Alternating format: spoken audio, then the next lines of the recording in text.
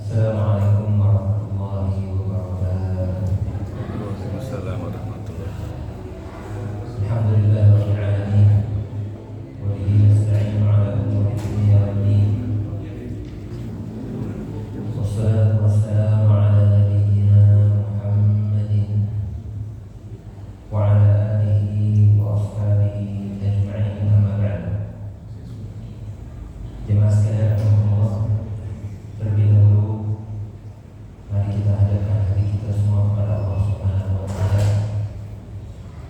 Rabb alam semesta, yang Maha melihat segala perbuatan kita, Maha mendengar segala ucapan kita, dan Maha mengetahui segala isi hati kita, yang masih memberi kita begitu banyak nikmat yang karunia-Nya, walaupun sungguhnya kita tidak pantas untuk menerima limpahan nikmat tersebut. Maka hanya kepadanya kita menyembah dan hanya kepadanya kita memohon pertolongan agar kita bisa menjadi hamba-hambanya yang senantiasa belajar, mengkaji, mendalami petunjuk-petunjuk yang telah Ia wahyukan kepada Nabi Sallallahu Alaihi Wasallam, juga menjadi hamba-hambanya yang senantiasa beramal dengan ilmu yang dia miliki, kemudian juga mengajarkan ilmu itu kepada orang lain, kepada keluarganya, kepada tetangganya, kepada teman-temannya dan sahabat-sahabatnya, dan juga menjadi hamba-hamba Allah yang senantiasa menegakkan hukum-hukum Allah pada diri orang-orang yang berada di bawah wewenangnya, berada di bawah kekuasaan. Kemudian salawat dan salam semoga selalu tercurahkan kepada Nabi kita Muhammad sallallahu alaihi wasallam, juga kepada keluarga beliau, para sahabat beliau, dan orang-orang yang mengikuti petunjuk beliau dengan baik hingga hari kiamat nanti. Jemaah sekalian, Allah, sebelumnya saya mohon maaf kemarin tidak bisa hadir karena uzur, tidak enak badan, dan baru masih tahu Mas Yusron itu sudah sore-sore, ya Mas, pagi-pagi itu sudah greges. Ya, semoga Allah Subhanahu wa taala ya tetapkan pahala bagi niat-niat kita semua yang ingin melakukan suatu kebaikan. Kemudian pada malam hari ini kita akan membahas kaidah yang keempat. Kaidah yang keempat, kalau bisa saya kasih judul ini berkaitan dengan secara singkat, yaitu prinsip tahu diri. Prinsip tahu diri. Jadi Allah Subhanahu wa taala ya berfirman di dalam surat Al-Qiyamah ayat ke-14 dan ke-15. Allah Subhanahu wa taala berfirman, "Balil insanu 'ala nafsihi basira walau alqa ma'adhira." Bahkan manusia itu, balil insan, al-insan itu manusia. Manusia itu 'ala nafsihi basira, mengerti betul. Ya. Basira itu artinya orang yang memahami dengan baik. Bahkan di sini kalau diterjemahkan Departemen Agama menjadi saksi atas dirinya sendiri. Ya. Bahkan manusia itu menjadi saksi atas dirinya sendiri, walau alqa ma'adhirah, walaupun dia mengemukakan berbagai macam alasan untuk membenarkan, bisa membenarkan perbuatannya atau untuk menghindari konsekuensi buruk dari perbuatannya. Ini masalah Allah. Ayat ini sebenarnya konteksnya adalah berkenaan dengan hari kiamat. Ya. Konteksnya berkaitan dengan hari kiamat. Jadi Allah Subhanahu wa taala berfirman ya pada ayat sebelumnya, yunabba'ul insanu yawma idzin bima qaddama wa akhar. Jadi pada hari itu, pada hari kiamat, manusia itu akan diberitahu tentang apa yang sudah dia kerjakan dan apa yang sudah dia tinggalkan. Yauma idzin, jadi pada hari itu, pada hari kiamat. Kemudian ya, setelah itu ayat berikutnya adalah balik insanu ala nafsihi basirah. Bahkan manusia itu menjadi saksi atas perbuatan, atas dirinya sendiri, walaupun dia mengemukakan berbagai macam alasan. Jadi pada hari kiamat nanti Allah akan mengungkapkan semua kondisi kita masing-masing, ya, yang baik akan ditampakkan, yang buruk akan ditampakkan. Ya. Tentunya jemaah sekalian Allah, untuk perkara-perkara yang buruk, maka kira-kira apa yang akan terjadi? Kita akan mengemukakan alasan, ya, kepada Allah Subhanahu Wa Taala. Ya Allah, saya melakukan ini karena begini-begini. Ya, seperti kalau kita di dunia saja. Kalau saya biasa sudah berhadapan dengan santri, ketahuan melanggar, Ustaz, begini Ustaz, begini. Jadi cenderung, ya, atau kita punya kecenderungan untuk apa? Mencari-cari alasan. Pertama, supaya perbuatan yang dilakukan itu, ya, dianggap sebagai sesuatu yang benar.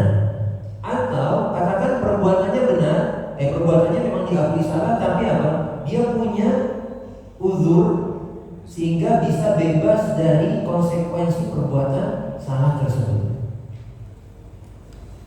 Ini zaman sekarang. Jadi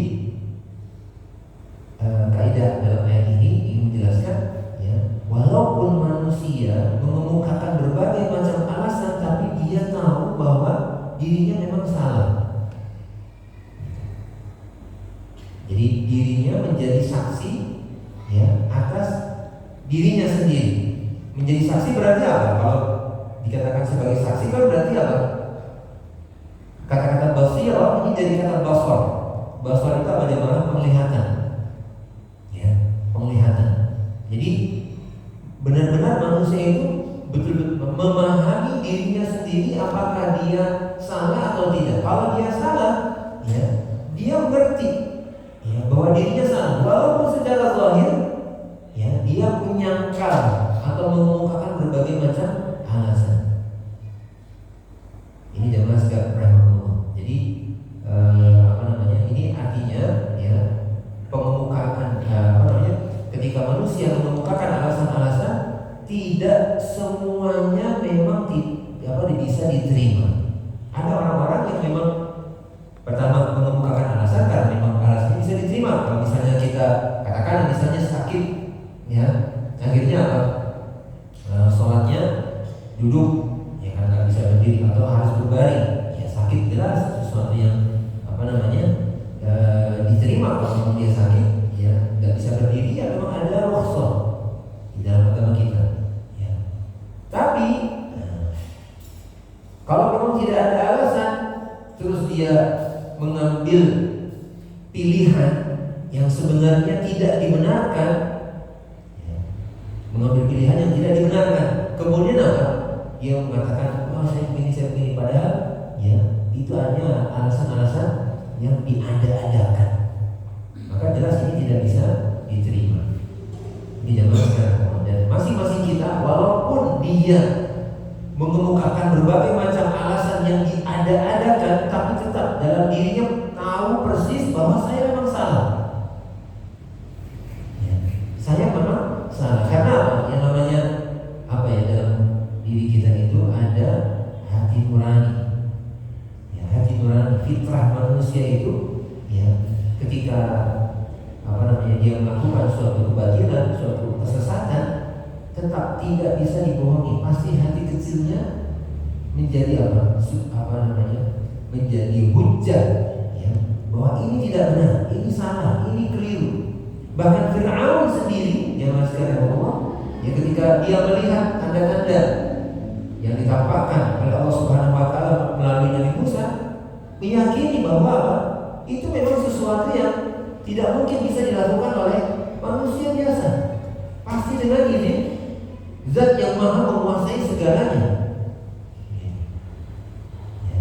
Jadi Fir'aun sendiri itu ada kesadaran ke sana. Tapi jamaah sekalian tentunya yang menjadi masalah adalah ketika hati nurani ini sudah begitu ditutupi oleh berbagai macam kepentingan, hawa nafsu, ya, syahwat dan seterusnya. Sehingga suaranya menjadi sedemikian lirih, bahkan boleh jadi tidak terdengar oleh orang yang melakukan suatu kesalahan itu sendiri. Nanti pada saat dia sendiri misalnya, pada saat dia sedang menghadapi suatu masalah, barulah suara hati kecil, namanya hati kecil ya. Hati kecil itu Allah alam kenapa dibilang kecil karena memang boleh jadi memang suaranya sangat lirih sekali ya. Dia perlu suasana yang hening ketika pikiran itu betul-betul jernih ya, melihat suatu permasalahan dengan benar ya, maka hati kecil ini dia akan mengeluarkan suara yang betul-betul jelas pada diri kita masing-masing. Ini jamaah sekalian agak tapi yang jelas ya, intinya adalah bahwa setiap orang pasti tahu kondisi dirinya sendiri yang keliru, walaupun dia mengemukakan berbagai macam alasan. Maka jamaah sekalian Allah ya, di sini ya, ada beberapa hal yang perlu kita praktekkan dari kaidah ini. Pertama apa jamaah sekalian Allah? Pertama adalah bahwa kalau kita tahu diri kita, maka kita harus jujur terhadap diri kita sendiri. Beda ya antara tahu dan jujur. Saya boleh jadi tahu nih ceritanya. Ya misalnya santri kadang-kadang ya, sama-sama santri melakukan pelanggaran di kamar. Teman-temannya tahu. Tapi ketika misalnya ditanya, kamu tahu nggak nih teman kamu melakukan ini? Enggak kan? Enggak tahu kan? Padahal dia tahu. Dia jujur apa dusta? Dusta. Dia tahu atau tidak? Dia tahu. Jadi yang perlu kita lakukan, kita sudah tahu tentang diri kita, maka yang paling pertama kita lakukan adalah jujur dengan diri sendiri. Artinya apa jujur dengan diri sendiri? Artinya ya, kalau kita memang tahu ada kesalahan pada diri kita, maka kita harus akui bahwa kita memang salah. Dan di sini ada sebuah kata-kata yang sangat menjelaskan bahwa anfa sidqin antuqirra lillahi bi'uyubika. Ya. Kejujuran yang paling bermanfaat adalah engkau mengakui kesalahanmu karena Allah Subhanahu wa taala. Itu adalah kejujuran yang paling bermanfaat, walaupun yang paling berat. Apalagi kalau sudah berkaitan dengan apa? Dengan situasi konflik kita dengan orang lain. Ini jelas sekali ya. Kalau cuma masalah aib diri kita yang kita tahu pada diri kita, ya mungkin nggak begitu berat. Ya walaupun itu juga sangat bermanfaat untuk perbaikan diri kita. Orang yang tidak merasa sakit, nggak mungkin dia mau diobati, kan begitu. Orang ketika merasa sakit dia akan datang ke dokter karena dia merasa sakit. Tapi kalau dia merasa sehat-sehat aja, ngapain saya ke dokter, kan begitu. Maka ya kesadaran bahwa ada yang salah, ada yang keliru, ada yang sakit pada diri kita, itu kesadaran yang sangat penting bagi perbaikan diri kita masing-masing. Maka hendaknya kita menjadi orang-orang yang jujur terhadap diri kita sendiri. Nah, jemaah sekalian Allah, di sini ya, jujur di sini situasinya pertama pada saat kita berhadapan dengan dalil-dalil syar'i. Ini kasus yang pertama. Ya, jadi pengarang kitab ini mengatakan ya bahwasanya ada beberapa perkara yang perlu kita perhatikan. Pertama, fi tariqati ta'ammuli ba'dhin nas ma'a nusus syar'iyyah. Pada cara bagaimana sebagian orang berinteraksi dengan dalil-dalil syariat. Maksudnya begini ya Mas, ketika didapati bahwa dalil syariat menunjukkan bahwa sesuatu itu wajib misalnya, dan tidak ada perselisihan pendapat di kalangan para ulama, disepakati bahwa ini wajib, atau disepakati oleh para ulama bahwa ini haram. Namun ya boleh jadi karena sebagian orang ya, memiliki hawa nafsu sesuatu yang diharapkan, atau dia punya kemalasan, keengganan untuk melakukan yang wajib, akhirnya apa yang dilakukan? Yang dia lakukan adalah mencari takwil. Ya, dari ini bisa nggak diakalin? Oh, pemahamannya ini kayaknya begini begitu. Ya. Dicari-cari celah bagaimana supaya apa? Dalil ini tidak menunjukkan bahwa sesuatu ini wajib atau sesuatu ini haram. Ini jangan sekarang. Ya. Dan ini banyak, ya, banyak terjadi. Dan jemaah sekalian Allah yang masing-masing kita bahkan mungkin pernah punya pengalaman ketika, ya, kondisi diri kita, ya, bertentangan dengan syariat, kemudian apa? Mungkin ada orang lain yang apa? Menegur. Terus terang saya punya pengalaman pribadi dalam hal ini, ya, yang sangat bikin stres. Itu dulu ya, waktu masa kuliah dulu. Ya, ada suatu permasalahan, ya, kemudian ada yang menegur dengan dalil syariat, ya, sulit, ya, ya. Kalau kita sudah terbiasa melakukan suatu hal, ya, dan itu kita pahami sebagai perkara yang wajar atau baik-baik saja, kemudian ternyata, ya, ada dalil yang menerangkan bahwa itu apa? Haram, atau bahkan misalnya yang tidak kita lakukan itu perkara yang wajib. Ini perlu apa? Betul-betul ini menjadi ujian, ya, bagi kita semua. Apakah kita menyerahkan sepenuhnya hidup dan mati kita untuk Allah Subhanahu wa Ta'ala, atau ada bagian-bagian tertentu yang masih kita sesuaikan dengan hawa nafsu dan keinginan kita sendiri. Ini untuk perkara-perkara yang disepakati oleh para ulama, yang kewajibannya atau keharamannya berbeda. Kalau masalah hal-hal yang di situ ada perbedaan pendapat, ya, apalagi perbedaan pendapat yang muktabar, yang memang di situ ada apa? Ada masing-masing pihak memiliki dalil yang cukup kuat. Ya, saya nggak bahas itu. Tapi apa? Masalah-masalah yang memang disepakati kewajibannya atau keharamannya, maka jamaah sekalian rahimahullah, hendaknya kita menjadi orang yang bisa bersikap jujur. Contohnya apa ya? Gak apa-apa ya, misalnya ya, masalah rokok, masalah rokok, ya, terus terang aja ya. Jadi setiap orang pasti tahu ini apa? Merugikan kesehatan, ya. Jadi sudah tahu, tapi apa? Jujur nggak? Nah, itu masalahnya. Ada dirinya sendiri. Nah, itu jawab. Ini baru masalah. Nah, di sini, ya, penulis kitab ini mengatakan, "Fala wa rabbika." Allah Subhanahu wa Ta'ala berfirman, "Fala wa rabbika la yu'minuna hatta yuhaqqimuka fi ma shajara bainahum, thumma la yajidu fi anfusihim harajan mimma qadaita wa yusallimu taslima." Maka demi Allah, ya, tidaklah mereka beriman, ya, dengan sempurna sampai mereka menjadikanmu sebagai hakim, ya, sebagai hakim penentu keputusan tentang apa yang terdapat diperselisihkan di antara mereka. Kemudian, ya, setelah mereka menjadikanmu sebagai hakim, maka keputusan apapun yang engkau tetapkan, la yajidu fi anfusihim harajan mimma qadaita, maka mereka tidak memiliki rasa keberatan terhadap apa yang sudah engkau putuskan. Dan mereka yusallimu taslima, betul-betul mereka menyerahkan diri mereka terhadap apa yang engkau tetapkan. Jadi menjadi salah satu barometer keimanan seseorang adalah ketika betul-betul apa? Dengar dalil begini, kalau Allah, kalau Rasulullah SAW, sudah sam'an wa ta'ah. Sam'an wa ta'ah. Minimal jamaah sekalian rahimahumullah, ya, minimal orang akan mengatakan begini, oh ya, ternyata haram ya, Masya Allah, tapi saya masih belum bisa. Jujur itu sudah, ini sudah tanda kebaikan.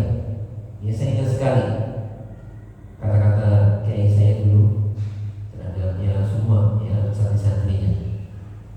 Nanti kalian kalau sudah di luar, ya, kalau memang masih malas sholat, gitu ya, jangan sampai bilang sholat itu nggak wajib.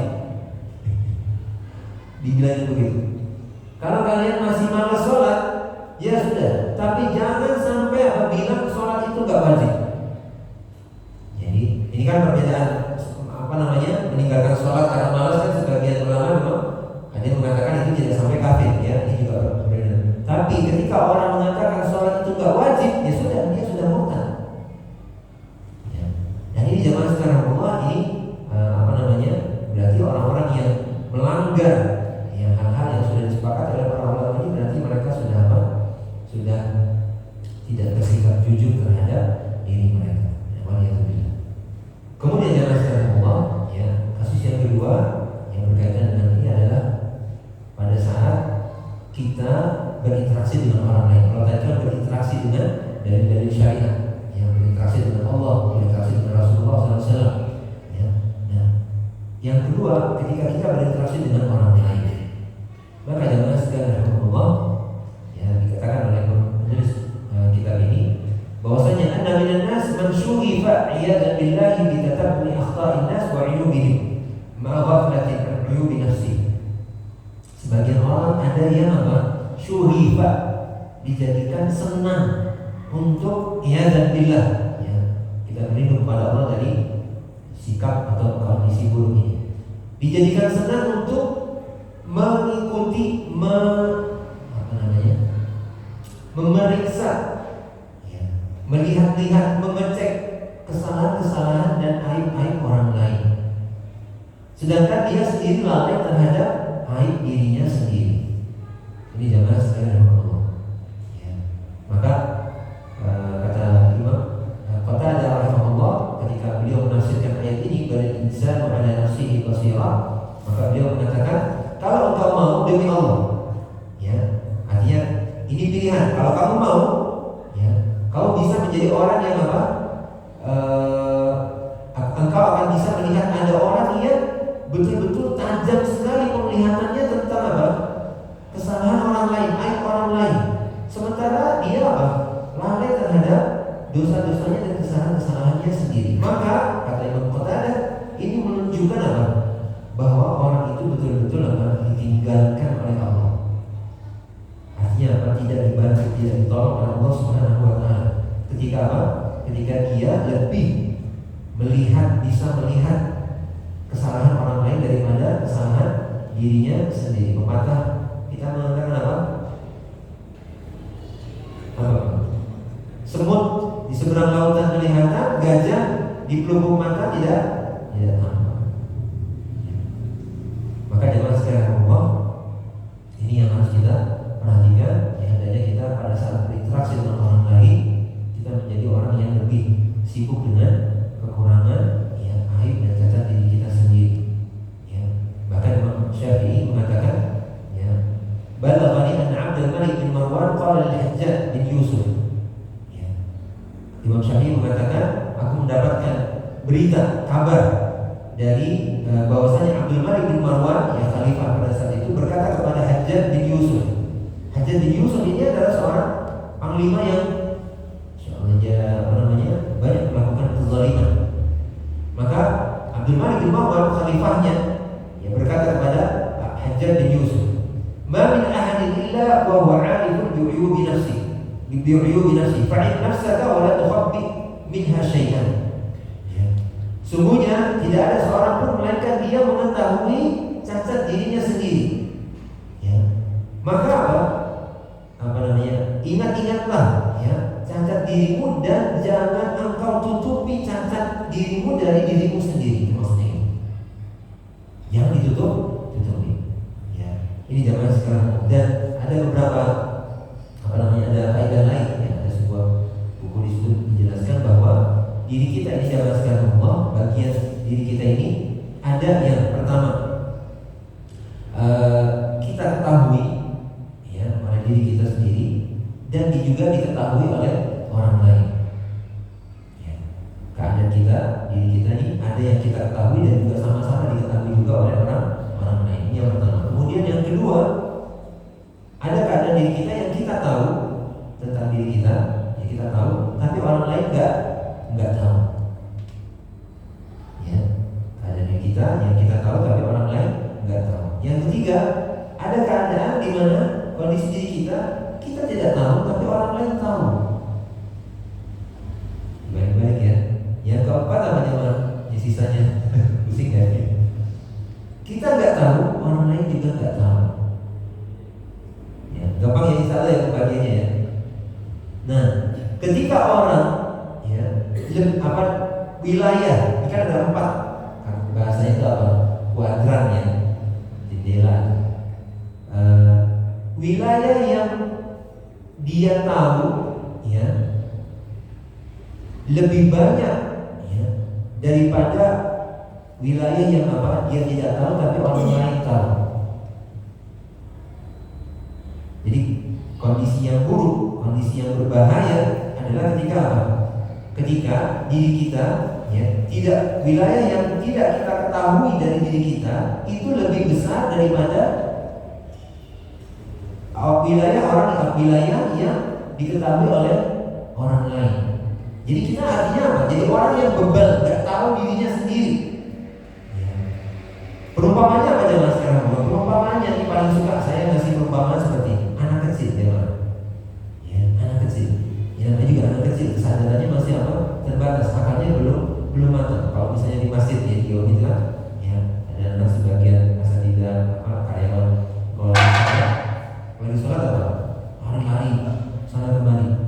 Ya, padahal kalau misalnya saya mengumpamakan saya sendiri, nggak mungkin saya melakukan hal seperti itu, lari-lari ketawa-ketawa lagi sholatnya. Nah, jamaah sekalian, anak-anak ini mereka nggak ngerti kondisi diri mereka.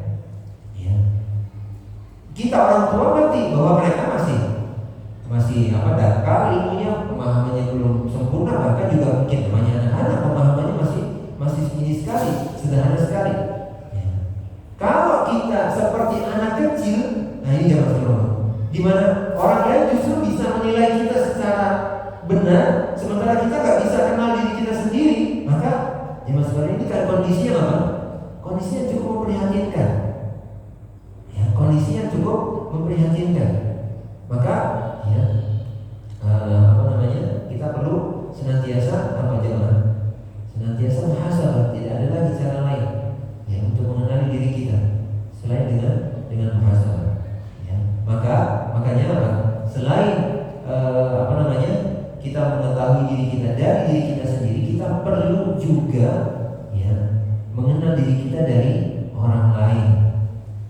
Caranya bagaimana jemaah sekalian? Pertama ya dari orang-orang terdekat kita.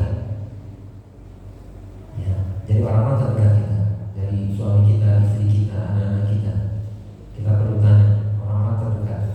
Karena mereka yang paling ngerti keseharian kita.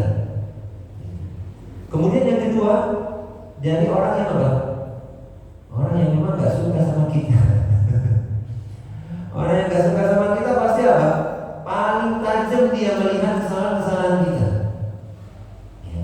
Maka jemaah sekalian punya musuh, ya bukan kita mengharap dapat musuh, tapi dalam kondisi tertentu sesuatu yang tidak bisa kita hindari, bahwa kita akan bermusuhan dengan orang lain dalam tanda petik ya, artinya berbeda. Ya, cara pandang yang bahkan juga mungkin seleranya sampai terjadi konflik, misalnya begitu. Sesuatu yang tidak bisa dihindari. Maka kita manfaatkan orang-orang seperti ini untuk mengembangkan diri kita, bukan kemudian mau jadi orang yang nggak bisa mengambil hikmah ya dari hidup. Ya, justru dari orang-orang yang sedang konflik sama kita, ya kita misalnya dapat penilaian. Kalau sama santri saya bilang, kalau kalian dibilang pelit, ya maka coba periksa, benar nggak? Ya, ada sifat pelit pada diri kalian. Boleh jadi memang katakanlah ya, ada 1%, 0, sekian persen, ya memang ada kepelitan itu pada diri kita. Maka kita ingatkan. Ini dari orang yang nggak suka sama kita. Yang ketiga dari orang yang lebih berilmu dari kita. Ini karena dia melihat ya dengan cahaya yang tidak kita miliki. Sisi diri kita yang gelap ini terlihat oleh orang-orang yang lebih berilmu dari kita. Maka kita perlu senantiasa belajar ya kepada orang lain untuk memperbaiki diri kita masing-masing. Ini mungkin ada yang ingin ditanyakan? Ya, jemaah silakan. Nah, ya, assalamualaikum.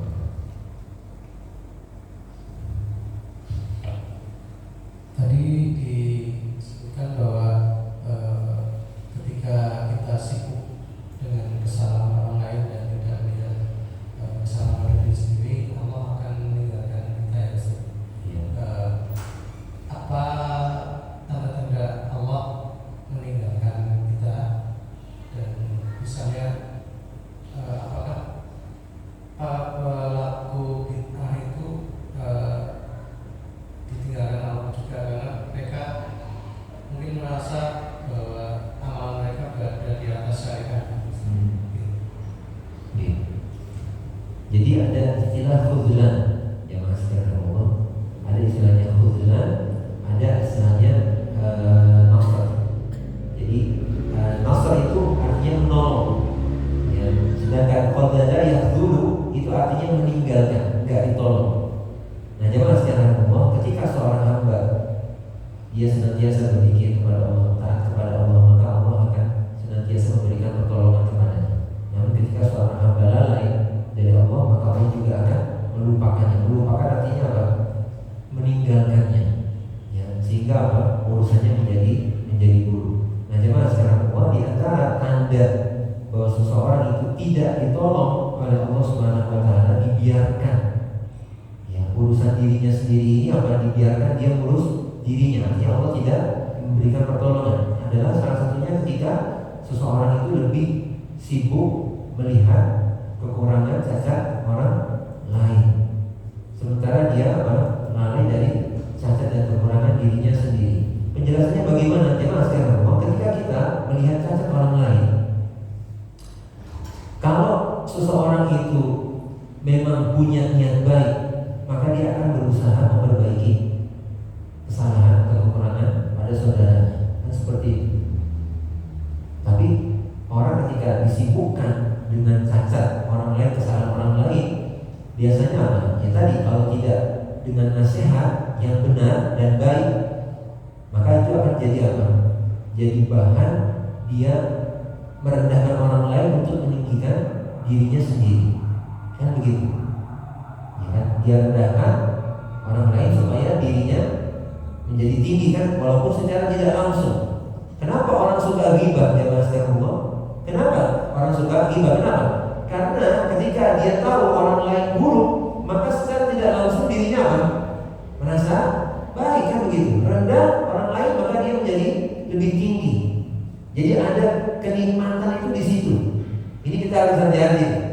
Ya. Nah ini kemudian apa?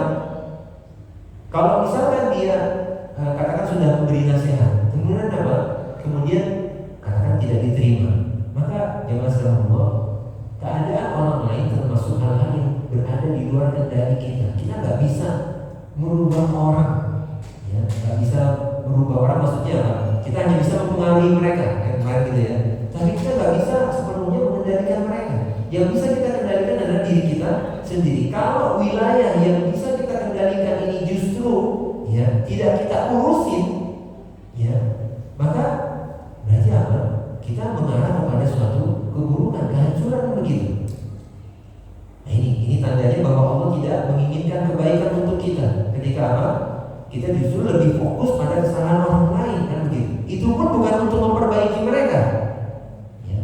Sebab kalau orang dia fokusnya mau memperbaiki orang lain, jemaah sekalian Allah, ini pengalaman pribadi saya sebagai seorang guru di pesantren. Kadang-kadang kita tuh mikirin perilaku santri itu subhanallah, ya, sampai pusing gimana caranya anak-anak ini biar baik. Ketika terlalu banyak mikirin kesalahan santri-santri ini, jemaah, boleh jadi apa? Terus terang pengalaman saya, justru saya apa? Menjadi lalai terhadap kesalahan saya sendiri. Gitu. Akhirnya apa? Karena sudah emosi, akhirnya muncullah, ya, mungkin omongan, tindakan yang sebenarnya itu di luar, sudah keluar jalur yang seharusnya sebagai seorang pendidik. Mungkin kata-katanya kasar, mungkin ada suaranya bentak. Gitu. Kenapa? Karena saya terlalu ngurusin orang lain. Sementara, ya kalau saya juga perhatian pada diri saya, maka apa? Ini subhanallah banyak manfaatnya, kan? Anak-anak ini katakan ya memang mereka kurang zikir, kurang kepada Allah. Maka refleksinya, oh berarti saya supaya nggak kayak mereka, saya juga harus apa? Banyak pikir kan begitu. Jika kita melihat orang lain melakukan memiliki keburukan, kemudian kita pikir sebabnya adalah apa? Misalnya dia kurang taat, kurang beribadah sama Allah. Berarti kenapa? Kalau gitu supaya saya nggak kayak dia, saya juga harus apa? Banyak ibadah. Padahal harusnya begitu. Ya, harusnya begitu. Itu yang benar. Tapi kalau fokusnya hanya kesalahan orang lain, kemudian lihat, wah ini orang rendah saya, nah ini sudah salah. Jadi ini perkara yang cukup halus. Kemudian yang kedua, bahwa pelaku bid'ah, ya semoga kita dilindungi oleh Allah Subhanahu Wa Taala ya dari segala perbuatan buruk, ya termasuk bid'ah dan maksiat Allah. Maka ini memang perlu ilmu, ya perlu ilmu. Jadi ketika seorang melakukan suatu amalan dan dipandang itu sebagai bagian dari Islam, maka ini betul-betul harus apa?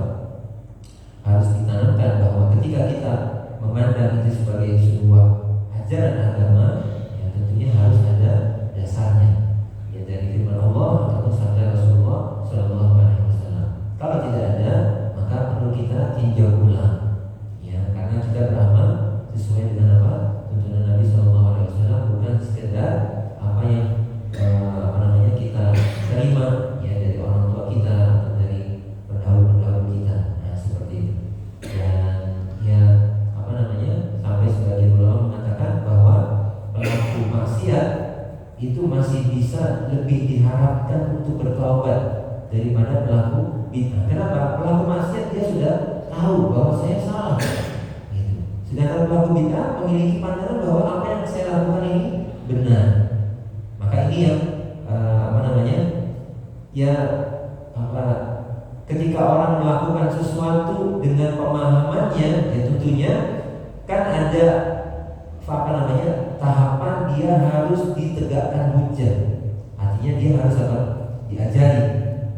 Jadi kalau misalkan zaman sekarang orang awam, katakan misalnya nggak tahu, nggak pernah dengar, nggak pernah